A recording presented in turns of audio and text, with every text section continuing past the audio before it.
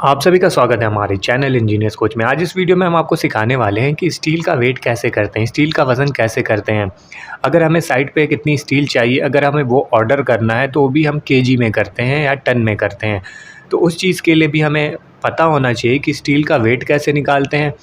अगर जो भी स्टील हमने ऑर्डर की है, अगर वो हम साइट पे रिसीव करते हैं तो हम ये कैसे चेक करेंगे कि जितनी स्टील हम ऑर्डर किए थे उतनी साइट पे आई है कि नहीं आई है, कम आई है, ज़्यादा आई है, वो कैसे पता करेंगे।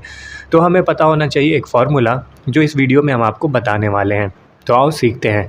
सबसे पहले हम आपको ये चीज़ समझाएंगे एक छोटे से एग्जाम्पल के साथ। फिर उसके बाद हम आपको कैलकुलेशन करना सिखाएंगे कि अगर पूरी स्टील की बंडल है उसका वेट कैसे निकालते हैं। तो पहले ये चीज़ सीखते हैं बहुत ही एक सिंपल से एग्जाम्पल के साथ कि आपको ये चीज़ क्लियर समझ में आ जाए। जैसे मान लेते हैं हमारे पास एक स्टील की रॉड है। अब हमें पता करना है कि इसका वेट कितना है। तो सबसे पहला काम ये करेंगे कि हमें पता होना चाहिए कि इसका लेंथ कितना है, वो भी मीटर में। तो अब क्या करेंगे, हम इसको मेज़रिंग टेप से इसको मेज़र कर लेंगे। देखते हैं ये मेज़र करके कितना आता है, फिर उसके बाद हम निकालेंगे इसका वेट। तो ये अराउंड 1 मीटर के आसपास है। यहाँ पे आप देख रहे हो ये जो नीचे वाली रीडिंग है वो मीटर की है, मीन्स ये 100 सेंटीमीटर या फिर 1 मीटर का ये है। अब इसका निकालते हैं वेट। तो ये जो हमारा स्टील रॉड है वो 1 मीटर का है। तो जैसा कि अभी आपने वीडियो में देखा कि जो स्टील थी हमारी उसको हमने मेज़र किया, वो कितने मीटर की थी, 1 मीटर की थी। और जो हमारा फार्मूला है स्टील कैलकुलेशन का वो होता है d²/162। ये है इसका फार्मूला। अब देखो स्टेप, पूरा वीडियो देखना, स्टेप बाय स्टेप सारी चीज़ें हम बताने वाले हैं इसमें।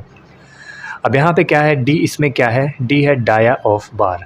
डाया ऑफ बार मतलब क्या होता है, डायमीटर। जैसे कि हम लोग कहते हैं ना सरिया 8 mm की है, 10 mm की है, 12 mm की है, तो वो चीज़ यहाँ पे लिखना है डायामीटर में, डी के जगह पे।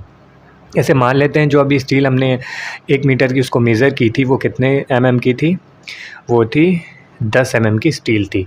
तो अब डी के जगह पे हम क्या रख देंगे इस फॉर्मूले में, 10, और डी का स्क्वायर है, भाग करेंगे किससे, 162 से।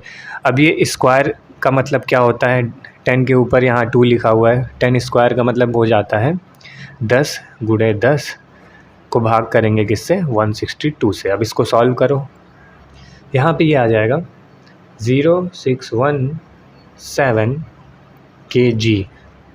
यहाँ पे पॉइंट लगा लेना। अब इनटू हम कर देंगे 1। वो कितने, जो भी स्टील हमने मेज़र किया था वो कितने मीटर की थी, 1 मीटर की थी। तो हम क्या कर देंगे, इंटू 1 कर देंगे तो सेम आ जाएगा हमारा आंसर।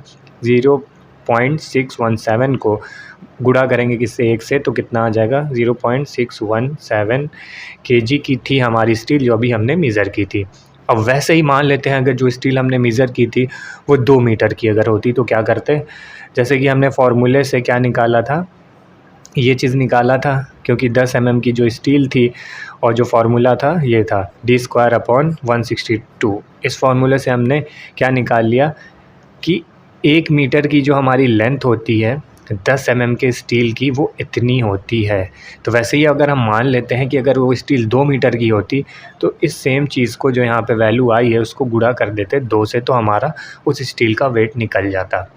वैसे ही जो भी कंस्ट्रक्शन में स्टील यूज़ होती है उसका जो लेंथ होता है वो कितना होता है, 12 मीटर का होता है।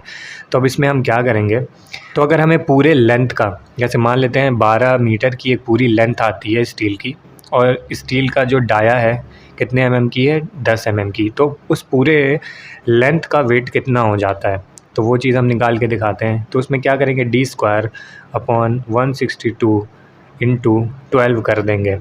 जैसे कि हमने शुरू में भी बताया था कि आप ये पार्ट अगर सॉल्व कर लेते हो तो गुणा कर दो जितने भी मीटर की स्टील है।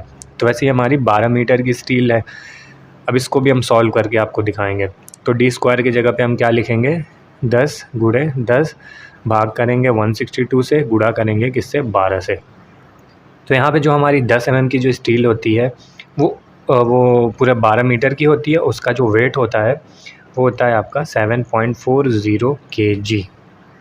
और हम यहाँ पे बंडल की बात करें, आप स्टील देखोगे पूरी एक बंडल में आती है। तो एक बंडल अगर आप पूरा स्टील का ऑर्डर कर रहे हो 10 mm का, तो एक बंडल में कितने होते हैं, 7 पीसेस होते हैं स्टील के, कितने, 12 मीटर के। तो यहाँ पे पूरा बंडल का हमें वेट पता करना है, तो हम क्या करेंगे, हमने एक स्टील का वेट निकाल के रखा है, तो हम क्या करेंगे, एक स्टील के वेट से जो कि 7.40 है, इसको गुणा कर देंगे किससे, 7 से। तो ये अराउंड आ जाएगी 51.85 kg, यानी आपकी एक पूरी बंडल पड़ जाएगी 51.85 kg। अब बंडल में क्या होता है कि जो भी मैन्युफैक्चरर होते हैं स्टील के, तो अराउंड वो कोशिश करते हैं कि जो भी हमारा स्टील का बंडल हो वो 50 kg के आसपास हो, क्योंकि उसमें क्या होता है, ट्रांसपोर्टेशन और कैरी करने में आसानी होती है। अब यहाँ पे जो हमारा जैसे जो 10 mm का स्टील है, तो 10 mm के स्टील में एक बंडल में 7 पीसेज आता है, तो ये 8 भी हो सकता है। वैसे ही अगर हमारी 8 mm की स्टील है तो उसमें 10 बंडल आता है, तो 10 बंडल वो 11 बंडल हो सकता है ऐसे।